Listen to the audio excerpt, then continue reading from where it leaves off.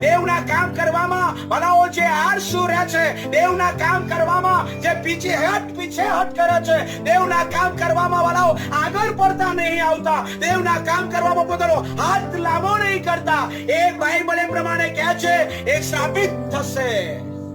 મારા પ્રિયો, દેવનું કામ એટલે શું?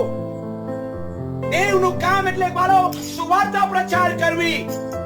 દેવનું કામ એટલે બીજાના માટે પ્રાર્થના કરવી. દેવનું કામ કે મારા ઉપવાસથી પેલાને ફાયદો થશે, મારે ઉપવાસ કરવો જોઈએ એને કહેશો નહીં, પણ મારો ભાઈ તકલીફમાં છે, મારી બેન તકલીફમાં છે, પ્રભુ હું 2 દિવસ ઉપવાસ કરીશ, એના વાત કહેશો નહીં. અને એનું કામ થઈ ગયા પછી પણ ના કહેશો, બાપ જોઈ લીધો છે, એનો 100 ગણો બદલો મળશે. Hallelujah, hallelujah. દેવનું કામ કરવામાં વાળાઓ જે આળસ કરે છે, બેદરકાર કરે છે, બાઇબલ કહે છે